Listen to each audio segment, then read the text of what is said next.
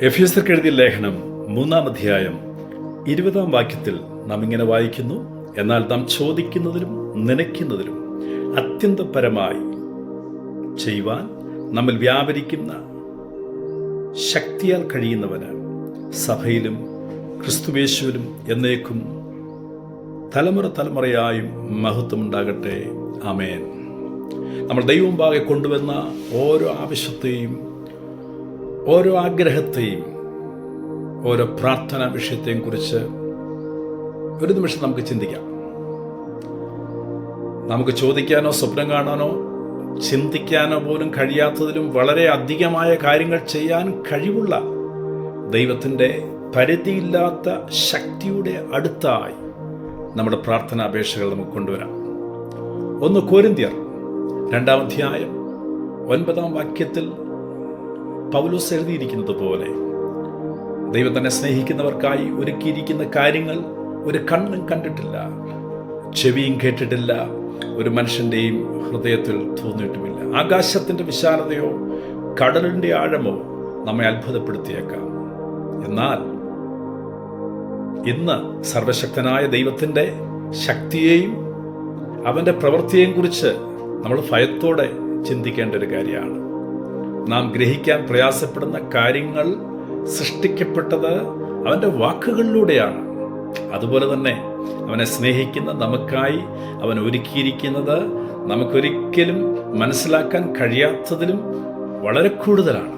ആകാശത്തെയും ഭൂമിയെയും സൃഷ്ടിച്ചവനെ നാം ആരാധിച്ച് അവൻ്റെ മുമ്പാകെ നാം പ്രാർത്ഥനയോടെ നമ്മളെ തന്നെ സമർപ്പിക്കുമ്പോൾ, നാം അവൻ്റെ സന്നദ്ധിയിൽ ഭയത്തോടും വിറയലോടും കൂടി വരുമ്പോൾ, യിരെമ്യാവ് 32:17 അനുസരിച്ച് ആ വാക്യം ഇങ്ങനെ പറയുന്നു: അയ്യോ യഹോവയായ കർത്താവേ, നിന്റെ മഹാശക്തി കൊണ്ടും നീട്ടിയ ഭുജം കൊണ്ടും നീ ആകാശത്തെയും ഭൂമിയെയും ഉണ്ടാക്കി, നിനക്ക് അസാധ്യമായത് ഒന്നും ഇല്ല. ഇന്ന് നാം ദൈവത്തോടൊപ്പം പ്രാർത്ഥനയോടിരിക്കുന്ന ഈ സമയത്ത് വിശ്വസിക്ക്, അവ നിങ്ങളുടെ ഏതൊരു ആവശ്യത്തെക്കാളിലും വലിയവനെന്നും നിങ്ങൾ ചിന്തിക്കുന്നതിനപ്പുറം അവൻ ശക്തനുമാണെന്ന് ഒരു തിരിച്ചറിവ് നമുക്കുണ്ടാകട്ടെ. നമുക്ക് കാണാൻ കഴിയാത്തത് നമ്മുടെ ദൈവം കാണുന്നു. നാം ചോദിക്കാൻ പോലും കഴിയാത്തതിലും കൂടുതൽ അവൻ നമുക്ക് വേണ്ടി ഒരുക്കി വെച്ചിട്ടുണ്ട്.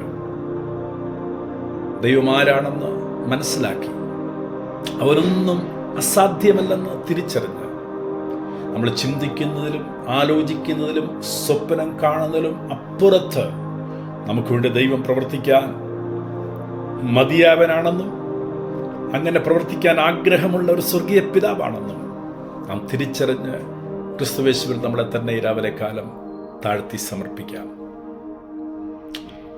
കർത്താവ് നിങ്ങളുടെ ജീവിതത്തിൽ വലിയ കാര്യങ്ങൾ ചെയ്യട്ടെ. നാവ് തുറന്ന് എന്നോട് കൂടെ ചേർന്ന് പ്രാർത്ഥിക്കുമ്പോൾ വിശ്വാസത്താൽ പ്രഖ്യാപിക്കുക: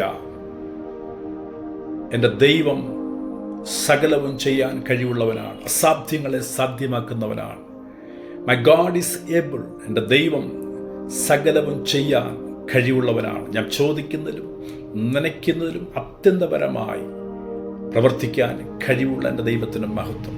എൻ്റെ ജീവിതത്തിലെ എല്ലാ സാധ്യതകളും, എല്ലാ ഭാരങ്ങളും, നീ കണ്ണുനീരോടായിരിക്കുന്ന വിഷയങ്ങളുടെ മുമ്പിൽ, നിന്റെ മാനുഷിക ബുദ്ധിയിൽ അസാധ്യമാണ്, ഒരിക്കലും നടക്കുകയില്ല എന്ന് ചിന്തിച്ച്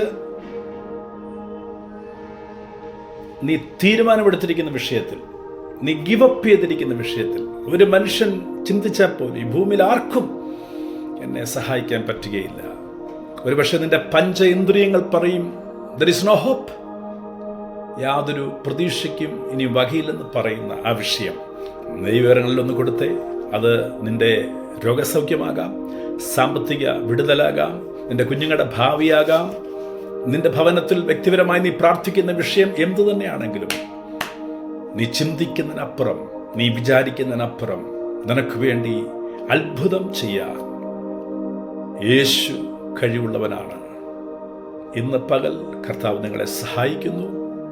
ദൈവം നിങ്ങൾക്ക് വേണ്ടി അത്ഭുതങ്ങൾ ചെയ്യുന്നു. വിശാലമായ വാതിലുകൾ കർത്താവ് തന്നെ മഹത്വത്തിനായി തുറക്കുന്നു. നിങ്ങളുടെ പരാജയങ്ങൾ ദൈവം ജയമാക്കി മാറ്റുന്നു. എൻ്റെ കർത്താവ് നിങ്ങൾ മഹത്വം എടുക്കട്ടെ. God bless you all.